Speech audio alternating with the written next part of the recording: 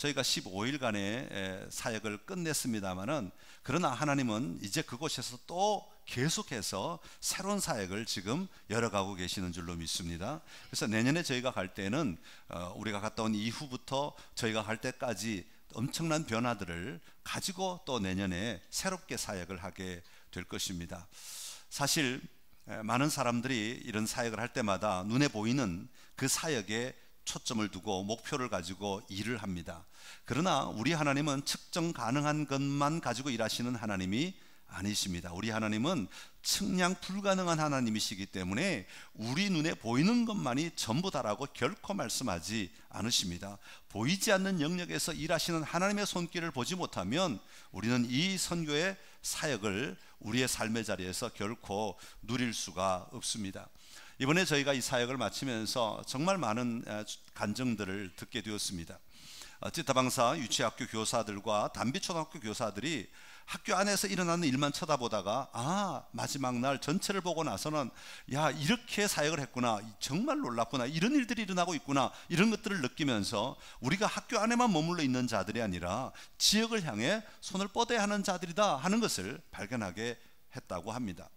또 현지의 우리 선교사님들, 저희 교회 선교사님들 말고 현지의 선교사님 6명이 저희 통역으로 섬겨주셨습니다. 운전도 해주시고 통역도 해주시고 여러 가지로 섬겨주셨는데, 그 일을 마친 다음에 선교사님들이 이구동성으로 하는 말이, 참으로 이 사역이 겉으로 볼 땐 너무 단순하고 간단한 것 같은데 하나님의 일하심이 정말 보인다고 말할 정도로 자신들이 앞으로 이런 방식으로 하나님의 일들을 하기를 원한다, 그렇게 고백하는 고백들이 일어났습니다.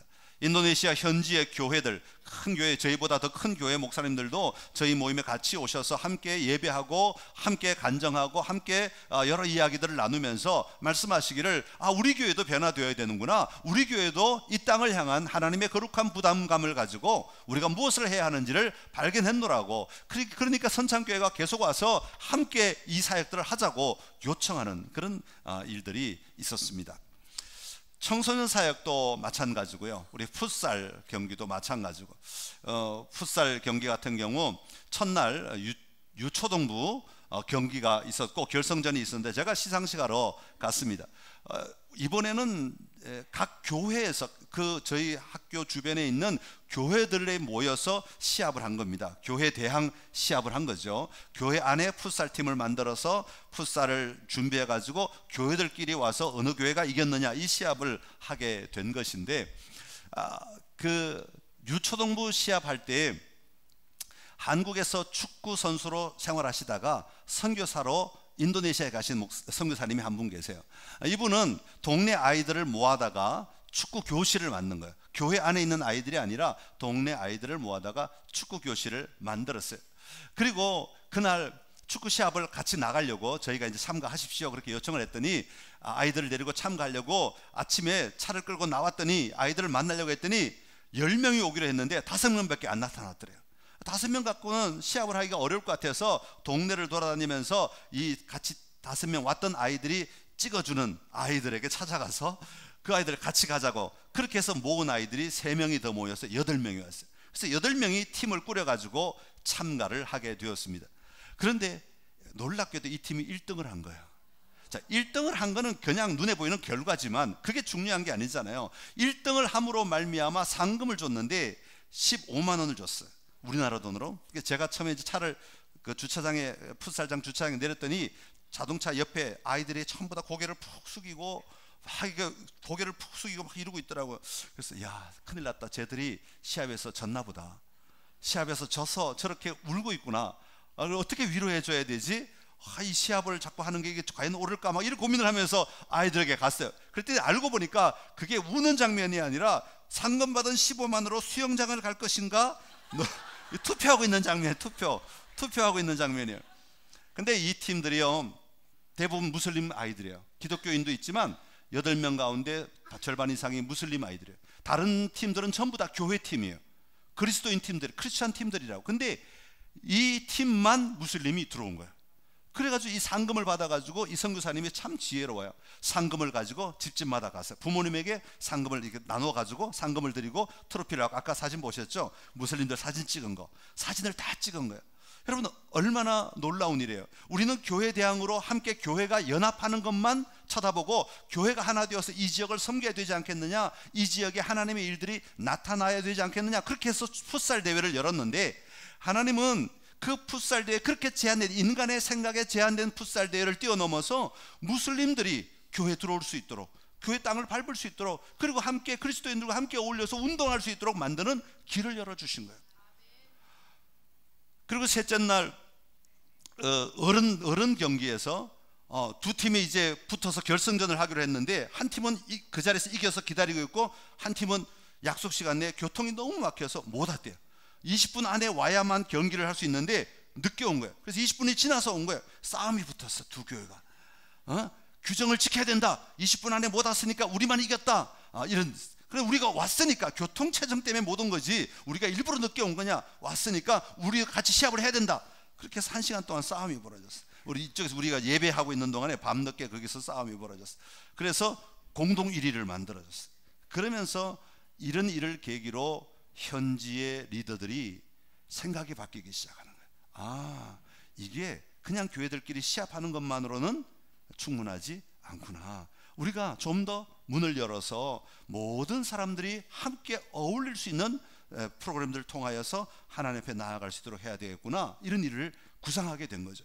그러니까 하나님이 하시는 일은 그냥 우리가 가서 뭘 하나 했다, 여기로 끝나는 게 아니라 이것을 사용하셔서 하나님은 놀라운 역사를 하고 계시는 거예요. 그렇기 때문에 우리는 눈에 보이는 측량 가능한 어떤 행위만 바라보고 모든 것을 판단할 것이 아니라, 우리가 할 수 있는 일이 그것이기 때문에 그것을 하지만, 측량 불가능한 하나님, 전능하신 하나님은 이것을 뛰어넘어 놀라운 일을 행하고 계신다는 사실을 우리는 믿고 이 사역을 감당해야 할 줄로 믿습니다. 우리가 이 사역을 감당하면서 이것은 해외 선교뿐만 아니라 국내 선교에도 동일한 방법으로, 동일한 모습으로 다가가잖아요. 다리 놓는 기쁨이라고 해서 함께 어울릴 수 있도록 함께 하나님 나라의 문을 열어가는 작업들을 하게 되는데, 제가 이번에 이 사역을 2주 동안 참여하면서 제 마음 안에 질문이 하나 생겼어요. 하나님, 왜 우리 교회가 이 일을 이렇게 감당해야 할까요? 왜 많은 사람들이 우리가 정말 단순하게 사역하고 섬기고 헌신하고 봉사하는 그것을 바라보며 왜 사람들은 다르다고 이야기할까요? 왜 많은 사람들이 이 교회는 뭔가 달라, 분명히 달라, 그것을 우리가 배우고 싶어, 이렇게 말하는데 그 이유가 도대체 뭘까요? 왜 하나님 우리 교회가 그런 모습들을 보여주며 이 행사들을 진행할까요? 이 질문 가지고 계속 묵상하면서 그 전체 사역들을 계속 쳐다보게 되었습니다. 하나님 선창에 궁극적으로 걸어가야 하는 길이 무엇입니까? 무엇을 해야 하나님의 기쁘심이 이 땅 가운데 드러날 수 있겠습니까? 기도하면서 계속 사역하는 것을 쳐다보게 되었습니다. 그러는 가운데 저는 그 사역 일도 중요하지만, 어떤 일을 하는가 하는 것도 중요하지만, 그 일하는 사람들, 우리 팀원들이 가진 하나님을 향한 마음을 하나님이 보게 하셨어요. 모든 사역자들이, 모든 팀원들이 한결같이 그냥 이 일 하나 잘하는 것에 목적을 두지 아니하고 하나님의 감동을 가지고 하나님이 뭘 원하실까, 하나님 앞에 서는 마음으로 사역하는 것을 보게 되었습니다. 비록 그 사역이 지루하고 재미없는 사역이라 할지라도 그 사역 속에 하나님 일하실 것을 기대하며 인내하는 모습을 보았고, 정말 땀 흘리며 하루 종일 수고함에도 불구하고 그 사역을 통해 하나님이 얼마나 나를 사용하시고 나를 변화시키는가 때문에 감격해서 눈물을 흘리는 성도들도 있었습니다. 하나님을 향한 마음, 하나님이 영광 받으셔야 된다고 하는 이 마음을 모두가 붙들고 사역에 참여하니까 하나님이 그것을 기쁘게 받으시고 하나님이 놀라운 일들을 계속해서 그 현장 가운데 일어나게 하시더라고 하는 겁니다. 여러분, 사람이 앞세워지는 곳에는 하나님의 일들이 나타나지 않습니다. 사람의 실적만 앞세우며 내 자랑만 하는 곳에는 하나님의 이름이 감추어져 버리고 말더라는 것입니다. 그러나 나를 내려놓고 하나님의 이름을 위하여, 하나님의 영광을 위하여 하나님의 부르시는 것이 무엇일까, 하나님 앞에 간절한 마음으로 달려가는 그곳에 하나님의 역사하심이, 하나님의 일하심이 전체 속에 계속해서 흘러가는 것을 볼 수 있었습니다. 우리가 어떤 가치관을 가지느냐, 어떤 마음을 가지고 사역을 하느냐, 삶을 살아가느냐, 이것은 굉장히 중요한 문제라는 것을 발견하게 되었습니다. 성경에 보면 하나님께서, 예수님께서 먼저 하시는 일이 있습니다. 사람을 세우시고 가장 먼저 하시는 일이 있다는 것이죠. 이스라엘 백성들이 애굽에서 노예로 살다가 광야로 나왔을 때 시내산에 다 모이게 하지요. 시내산에 모였을 때 하나님께서 시내산에서 임재하셔서 뭐라고 말씀하십니까? 출애굽기 19장에 보면 이제 너희를 나의 백성으로 삼겠다, 나의 자녀로 삼겠다 말씀하십니다. 그런 다음에 20장 19장에서 그 말씀을 하시고 20장부터 바로 나오는 것이 무엇입니까? 십계명이 나오는, 율법이 나오는 거죠. 하나님의 율법이 나오는 것입니다. 여러분, 율법은 무엇입니까? 인간의 삶을 제한하기 위한 규정들만을 율법이라고 말하지 않습니다. 하나님 나라의 백성이 마땅히 살아가야 될, 마땅히 가져야 될 삶의 규범, 삶의 태도, 삶의 가치를 이야기하고 있는 겁니다. 하나님의 율법을 알므로 말미암아 하나님의 마음을 알고, 하나님의 율법을 실천함으로 말미암아 하나님이 원하시는 것이 무엇인가를 발견하고, 그 자리에 나도 서서 하나님이 원하시는 삶을 살아내려고 도전하는 삶을 살게 하는 것, 이것이 바로 율법의 진정한 의미가 아니겠습니까? 예수님께서 이 땅에 오셔서 공생애를 시작하실 때에 회개하라, 천국에 가까웠느니라 그렇게 외치십니다. 그때에 예수님께서 가장 먼저 가르치신 것이 있습니다. 그것을 가리켜서 산상수훈, 산 위에서 가르치신 설교라고 말합니다. 5장 6장 마태복음 5장 6장 7장에 걸쳐서 굉장히 긴 설교를 예수님이 하시는 것을 마태가 다 기록해 놓았습니다. 여러분, 이 설교의 핵심은 무엇입니까? 하나님 나라의 백성이 되면 너희가 이런 사고 구조를 가져야 된다. 하나님 나라의 백성이 되면 너희가 이런 생각을 하고 살아야 된다. 하나님 나라의 백성이 되면 너희가 이런 판단 기준을 가지고 살아야 된다라고 말씀하시며, 모든 삶의 가치들, 삶의 틀들을 계속해서 가르쳐주고 계신 것을 볼 수가 있습니다. 하나님의 자녀가 되었으면 우리의 가치관이 변화되어야 한다는 것이죠. 여러분, 우리의 생각이 바뀌고 우리의 가치관이 바뀌면 우리가 하려고 하는 일이 달라지게 되더라는 것입니다. 살아가는 삶이 달라지더라는 것이죠.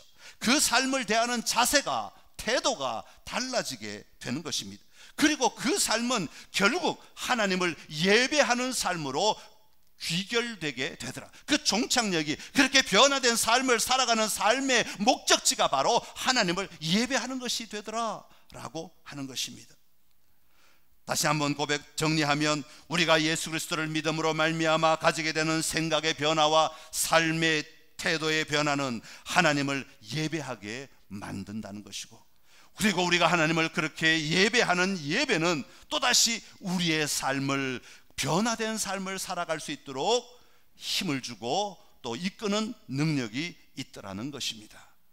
오늘 우리가 읽은 요한계시록 첫 장은 예수 그리스도 앞에 서 있는 사도 요한의 모습을 보여주고 있습니다. 이 사도 요한의 모습을 한마디로 표현하라고 한다면 바로 예배하는 모습이라고, 예배하는 장면이라고 말씀할 수 있습니다. 복음서를 통하여 예수 그리스도를 소개하고 서신서들을 통하여 교회를 세워가고 안내하고 있는 방향은 마침내 어디로 가는가 하면 우리 주님 앞에 예배하는, 주님을 예배하는 자리로 우리를 안내하는 것이다 라는 것을 신약성경에 쭉 우리에게 보여주고 있습니다. 그러기에 우리가 교회 안에서 일어나는 선교와 교육과 봉사와 친교, 이 모든 것들은 그 자체의 목적이 있는 것이 아니라 그것들을 통하여 우리가 나아가야 할 궁극적인 방향은 하나님을 예배하는 것이어야 한다라고 말하고 있는 것이죠. 하나님을 영화롭게 하고 영원토록 그를 즐거워하는 것, 그것이 우리의 진정한 예배 아니겠습니까? 오늘 그런 관점에서 오늘 본문은 우리에게 예배의 본질이 무엇인가를 자세하게 소개하고 있습니다.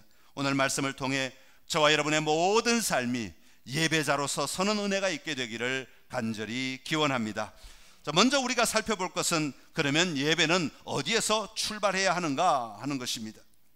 인도네시아 15일간의 사역을 하면서 느끼는 것은, 사역이 참된 방향으로 나아가는가 아닌가 하는 것은 사역에 참여하는 사람들이 자신이 누구인가, 자기 정체성이 있느냐 없느냐에 따라 달라진다는 사실을 보게 되었습니다. 여러분, 예배도 마찬가지입니다. 예배의 본질은 예배자가 자기 정체성을 분명히 가지고 있느냐 아니냐에 따라서 이 예배가 참된 예배가 되느냐 아니면 종교적 예배가 되느냐 구분짓게 되는 것입니다. 오늘 요한은 예배자의 정체성을 분명하게 고백하고 있습니다. 먼저 9절의 말씀인데요, 9절의 본문을 세 번역으로 한번 읽어보겠습니다. 앞에 세 번역으로 같이 읽겠습니다.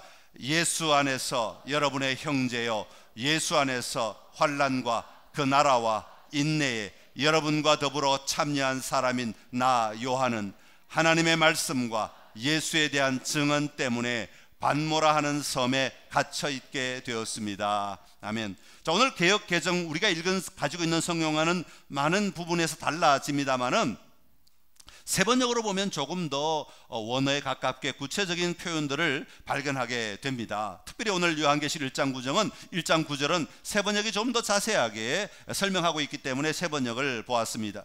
여러분, 1장 9절 안에 세 번역 안에 같이 반복되는 단어들이 있지요. 성경에서 여러 번 반복되는 단어는 굉장히 중요한 단어이기 때문에 반복하는 겁니다. 다시 말해야 되고 다시 말해야 되는 이유가 중요하기 때문에 그렇게 하는 것이죠. 눈에 딱 띄는 반복되는 단어가 무엇입니까?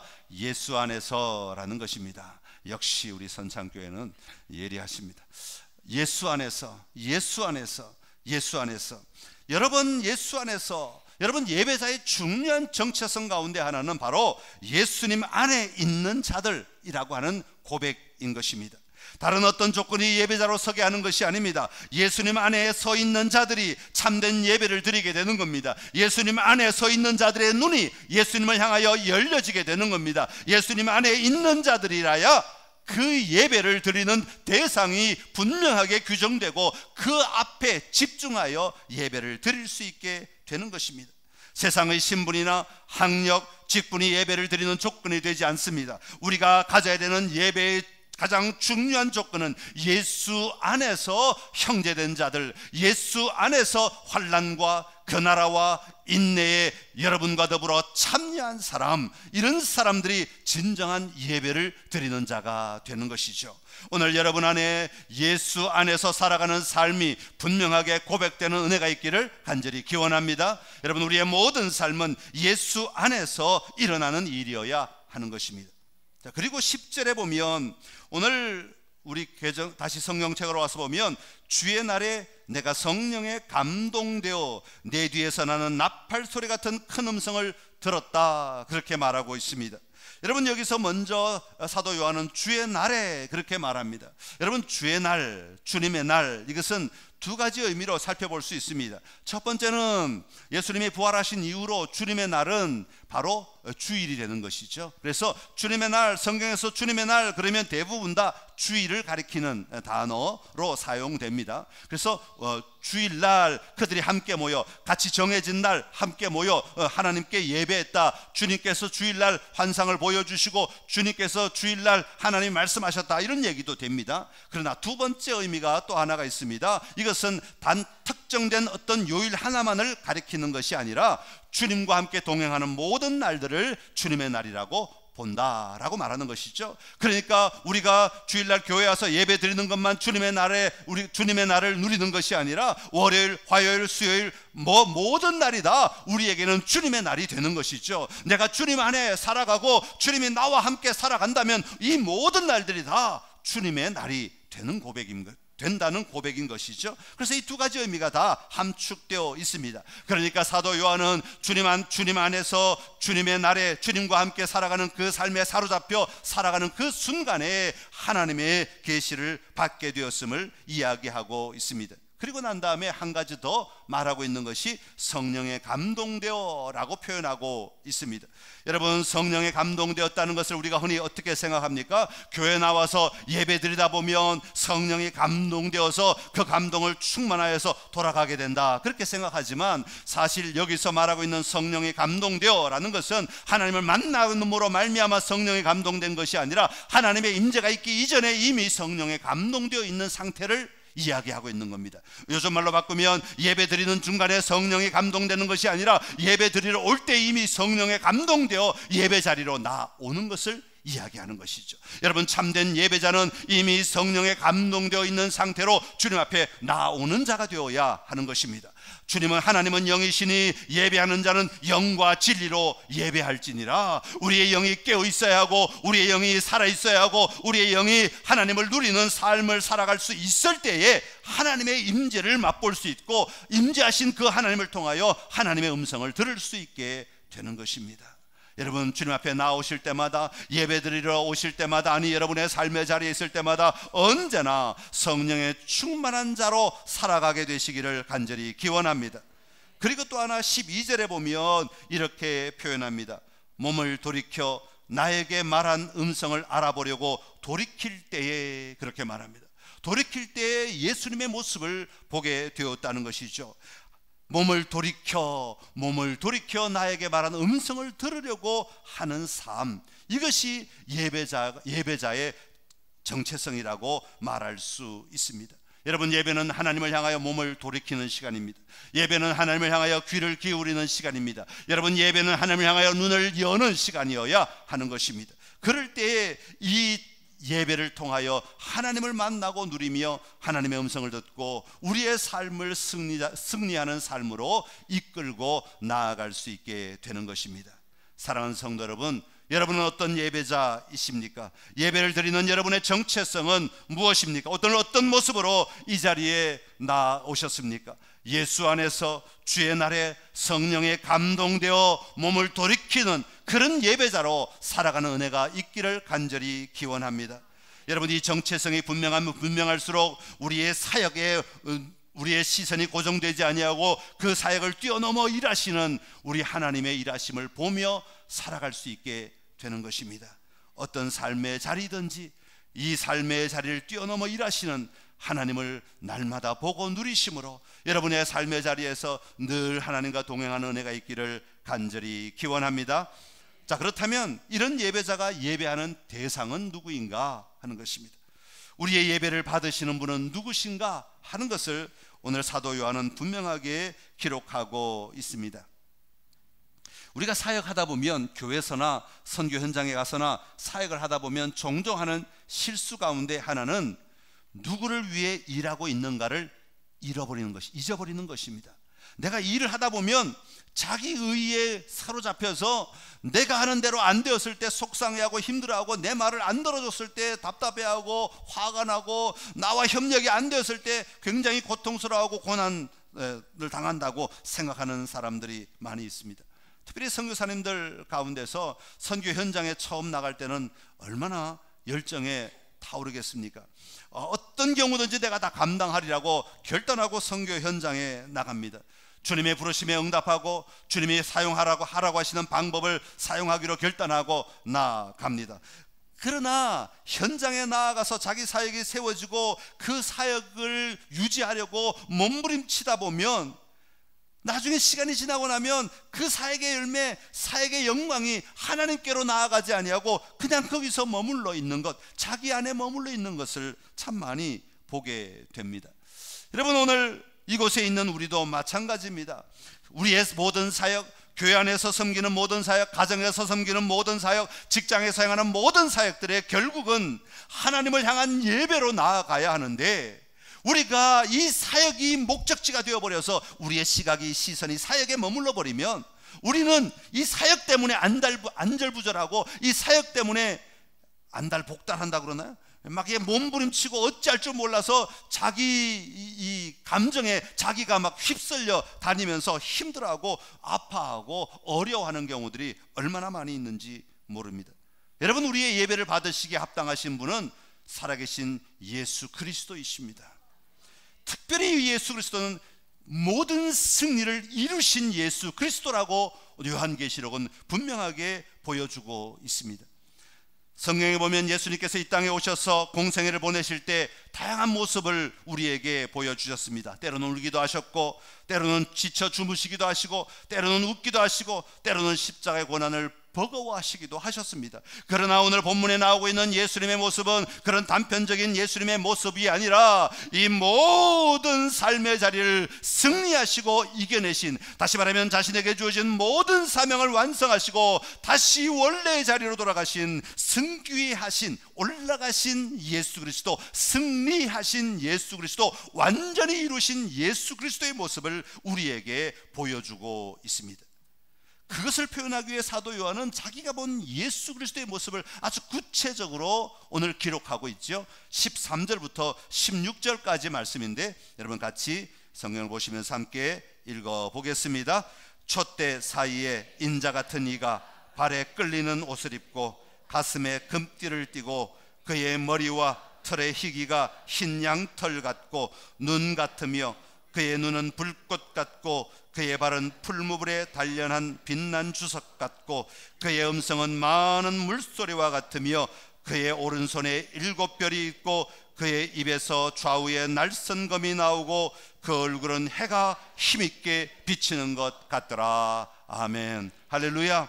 여러분, 이것이 완전하신 예수님의 모습입니다. 예수님은 완전하신 대제사장이 되신다고 표현하고 있습니다. 예수님은 참된 왕의 왕이시라고 표현하고 있습니다. 우리의 참된 하나님이시라고 표현하고 있습니다. 예수님은 마지막 참된 심판자가 되신다고 우리에게 말씀하고 계시는 것이죠. 이 모든 모습이 완전히 승리하신 예수님의 모습, 모든 승리를 손에 쥐고 계시는 예수님의 모습을 우리에게 보여주고 있는 것이죠.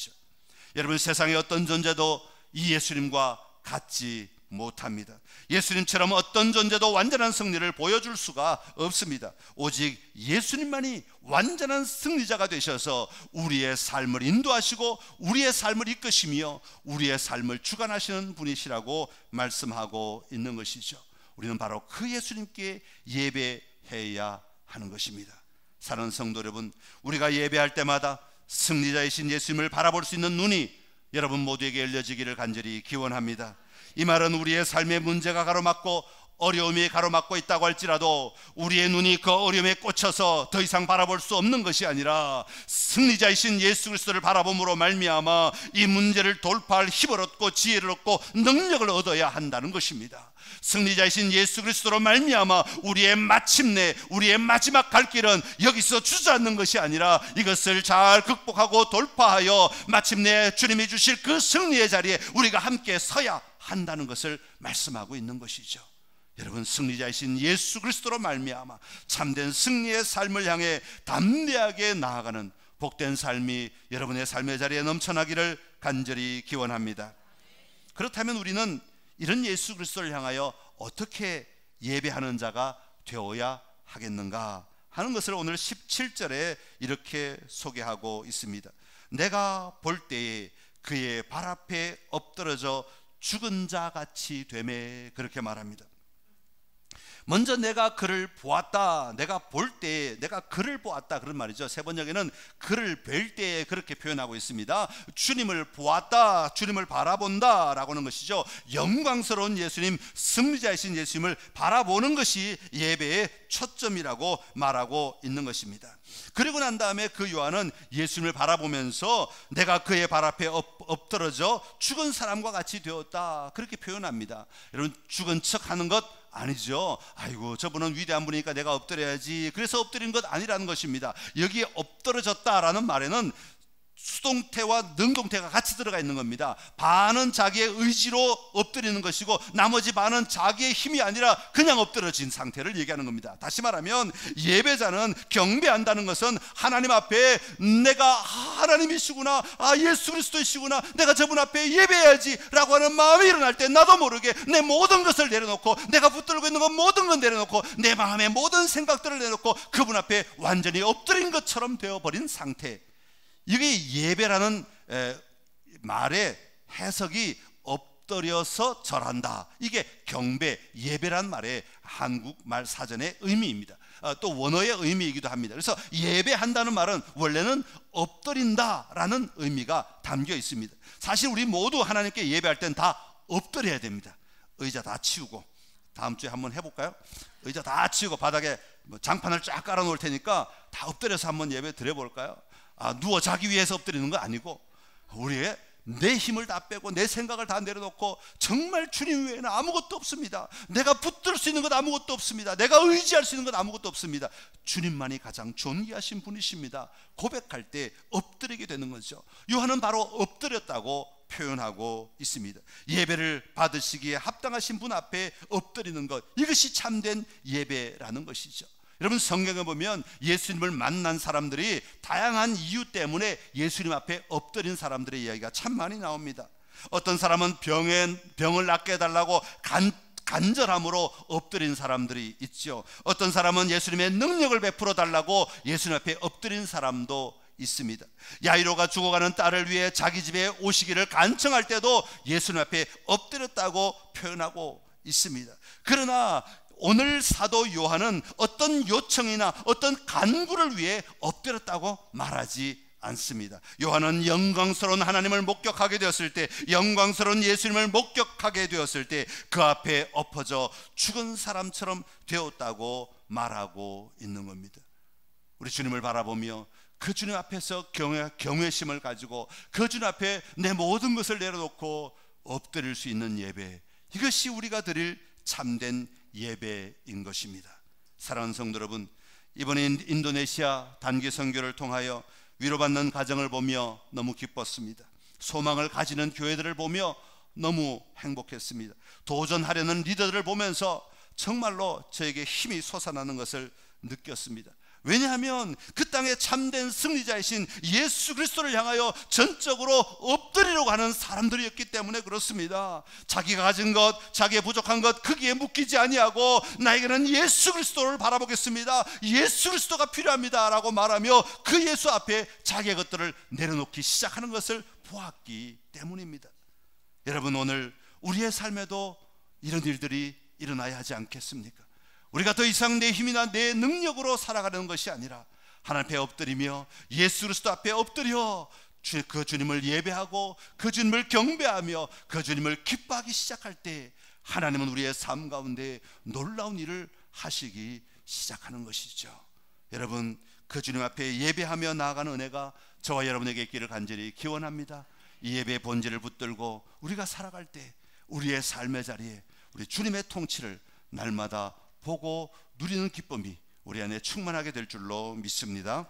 기도하겠습니다. 참 좋으신 우리 하나님 아버지, 은혜를 감사합니다. 우리가 이 땅을 살아가면서 우리에게 맡기신 사역을 감당하면서 우리가 여러 가지 일들을 하면서 교회 안에서 우리가 여러 가지 역할들을 감당하면서 우리가 참된 예배자로 살아가고 있는지 다시 한번 우리 자신들을 돌아보게 하여 주시옵소서. 우리가 맡은 일 때문에 안절부절하지 못하고 그 일이 안 될까봐 두려워 떨며 아파했던 때가 얼마나 많이 있습니까? 그러나 우리 주님 앞에 설 때에 그 일에 머물러 있는 것이 아니라 실패를 하지 않으시는 전능하신 하나님 예수 그리스도께서 모든 것을 다스리심을 바라보며 그 예수님 앞에 예배하는 자리로 나아가는 저희들 다 되게 하여 주옵소서. 예배할 때 하나님이 일하실 줄로 믿습니다. 예배할 때 하나님이 다스리시고 하나님이 통치하시고 하나님이 인도하시고 하나님이 역사하시는 줄로 믿습니다. 아버지, 참된 예배자로 서게 하여 주옵시고 참된 예배자로 엎드리게 하여 주옵시고 참된 예배자로 누리며 살아가는 우리의 삶이 되게 하여 주옵소서. 예수님의 이름으로 기도드리옵나이다. 아멘.